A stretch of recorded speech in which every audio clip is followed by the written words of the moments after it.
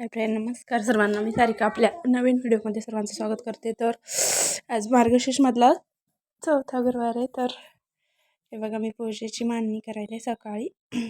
म्हणजे मी सकाळी पूजा मांडत असते आणि रात्री कथा वगैरे वाचून रात्री आरती वगैरे करून नैवेद्य दाखवून उपवास सोडत असते. तर बघा, इथं मी सकाळी पूजा मांडून घ्यायली अशी. तर इथं बघा झाली माझी पूजा वगैरे मांडून. आता आरती वगैरे लावून घेतली. अशा पद्धतीने मांडली मी. बघा,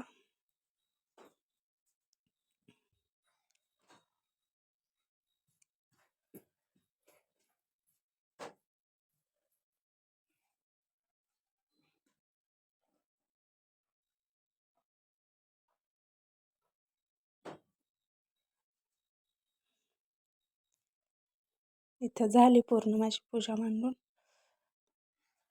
सकाळी दीदी ती शाळेला जायच्या अगोदरच मी मांडून घेतली.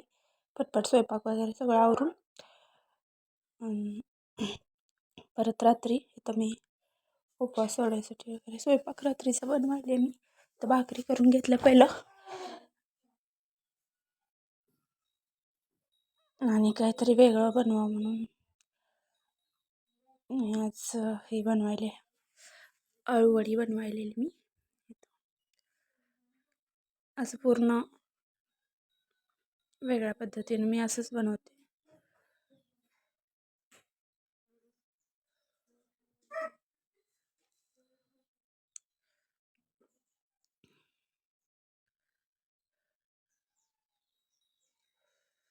तर बघा, झाले माझे पूर्ण अळूवडी बनवून. आणि त्यानंतर मग मी इथं कथा वगैरे वाचायला आरती वगैरे लावून घेतली.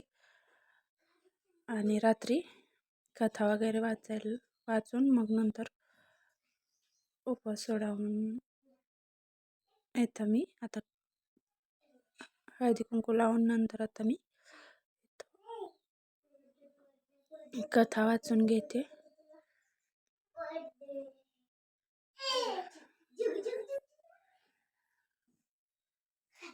तर हे बघा,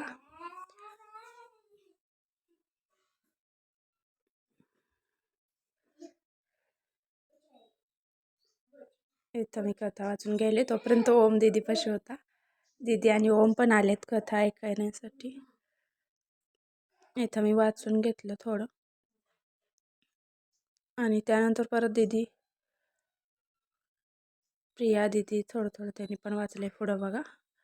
तर इथं मी वाचते. इथं सगळं दिले, पूजेची मांडणी वगैरे कशी करायची.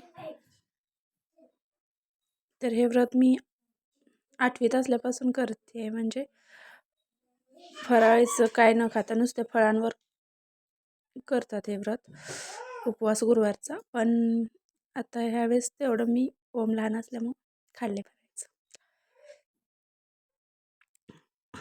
तर हे बघा,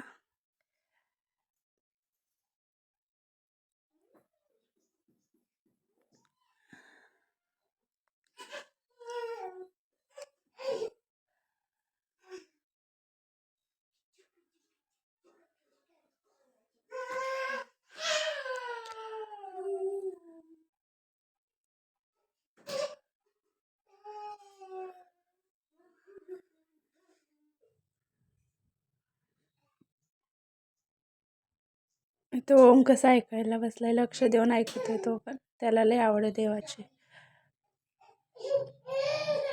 शांत बसलाय, काय खोड्या नाही केला, ऐकत बसलाय.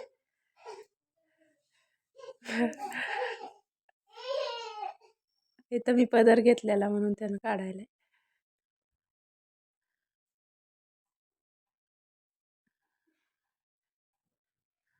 थोड्या वेळ शांत बसला, परत चालू झालं त्याचं. त्यामुळे दीदीला त्याला आवरायला होती दीदी.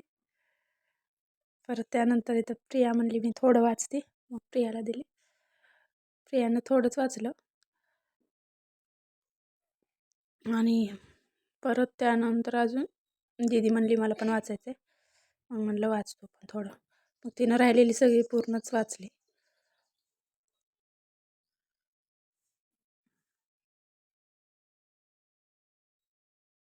तर कसं वाटलं व्हिडिओ सांगा नक्की कमेंट करून. आणि चॅनलवर नवीन असाल तर सबस्क्राईब करा आणि व्हिडिओला लाईक करा, शेअर करा. तर इथं मी नैवेद्य दाखवून घेतला आणि नंतर